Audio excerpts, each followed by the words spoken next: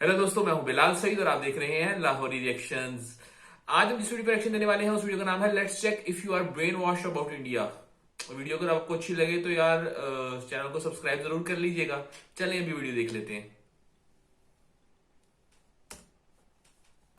Many of you have seen people of Indian origin in your country. How do you perceive them? And how do you perceive India? Many of you think of India as a country of poverty, slums, dirt, rapes, and caste system. And many of you got introduced to India through the famous movie Slumdog Millionaire. And then there are some of you who know India for its Bollywood and yoga. Well, it is not entirely your fault that you think this way, and there is no doubt that India does have its imperfections, but India is definitely not what we are shown in our countries. Like many of you, I was also a victim of the mainstream media in my country until I ended up living in India and started to keenly observe this country. And of course, to understand India and its mechanism, one really needs to have fine-tuned senses. Next time you see Indians in your country, remember that their country is being transformed into something like this. However, you are mostly shown only that.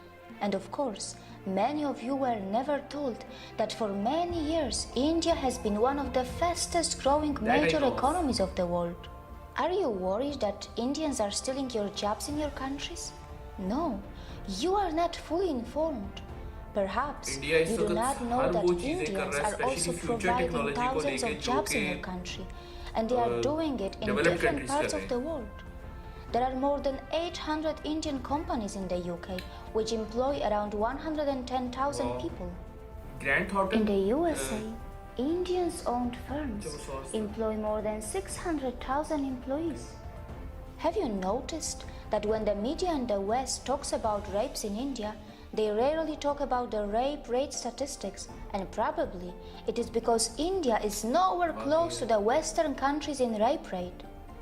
Yes, I'm aware that while talking about rape, one must consider things like underreporting, marital rape, homosexual rape, false filing, law of rape, conviction rates, and many other factors. And that is why I sincerely recommend you to dig a bit deep into this and analyze where your own country stands before you become a victim of the mainstream or fake stream media. By the way, were you also told that the so-called developed countries do not only have a much higher rape rate, but also their citizens travel abroad to rape the citizens of poor countries? Europe, North America, Australia, New Zealand are some of the main sources of international child sex tourists who perform sex crimes in other countries. Were you also told that many Western women travel abroad to enjoy female sex tourism? And it is difficult to believe that the boys who are hired by these rich women are in some cases not underage. India has always been a multicultural society, and yes, in one way or another, discrimination may exist in India too. But wait, which country is crime-free? Is your country crime-free? Is there no discrimination in your country? India is a country where its minorities are allowed to thrive and grow in numbers and also in percentage. India is a country where many dharmic traditions like Jainism, Sikhism, Buddhism and Hinduism were born. And the people of India have even accommodated the ideologies and religions that did not originate from their own land. When I first heard of Indian caste system in my country through our media, it was not even mentioned that in India, not only the minorities, but also the members from those societies which are also known as low caste, end up becoming presidents, vice presidents, prime ministers, and chief ministers. Has the media in your country told you about this when they talked about Indian caste system to you? Has the media in your country also mentioned that India has already had a female president and a female prime minister? I know that in many so-called developed countries, many low-skilled immigrants from poor countries are purposely and temporarily brought to do low-class and dirty jobs. These poor people are kept in substandard ये conditions, UAE में बहुत and ज़्यादा after है the ये। job is finished, they are sent back to their own countries. The developed countries make the most of their strong currencies, and their own citizens shy away from doing small jobs. Well, these developed countries are so smart that they perform oppression on the humans that they import, and then later, very cleverly, they dispose them. Can we call it exploitation too? Indians are extremely self-critical, and they are genuinely concerned about their problems.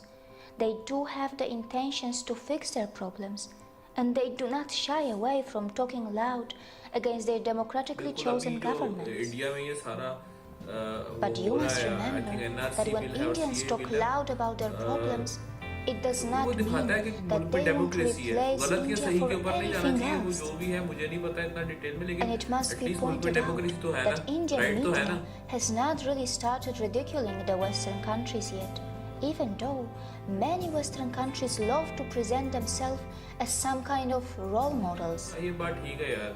These Western countries continue to forget that they can also easily be ridiculed for their wealth inequality, crimes, intolerance, rapes, poverty, and even hunger. Perhaps Indians are more interested in self-correction than ridiculing others. For sure, Indians know very well that tragedy is not a competition. Indians are not only providing jobs around the world, they are even feeding many hungry and poor outside India by their philanthropic work through their temples and gurudwaras. And very importantly, they are not expecting anyone to embrace Buddhism, Jainism, Sikhism, or Hinduism. There is no doubt that India does need to improve its modern waste management infrastructure, as many of its streets continue to look dirty, even though an average Indian produces far lesser waste than an average American or आबादी बहुत ज़्यादा है European. यार, आबादी Also, ज़ाहिर बात है, the per जब capita population emissions ज़्यादा from होती है तो India इस तरह के are issues so साथ-साथ आते low तो हैं ना in भाई। comparison to the USA or China. Kuwait And को देखो आप, Indians कभी are सुना ही नहीं है nowhere नाम close to इसका। the West when लेकिन it बाइबल comes की to आबादी सामने historical इतना चीज़ emissions. हाईलाइट नहीं होती। For all these years, you were told about the poor sanitation of India, but you were never told that Indians were also the pioneers in ancient sanitation system long before the Western countries बिल्कुल ये got जो civilized. civilization But है of और course, Godara it civilization है, shouldn't उसमें matter सारा today. ये है। Even after 70 years of its independence, India is still not open defecation free.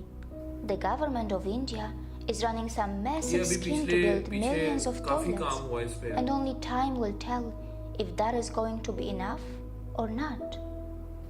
Not many people know that when it comes to defecation, some citizens in the Western countries have a strange addiction, or rather a disorder, and this is where a potential exchange can take place between India and the West.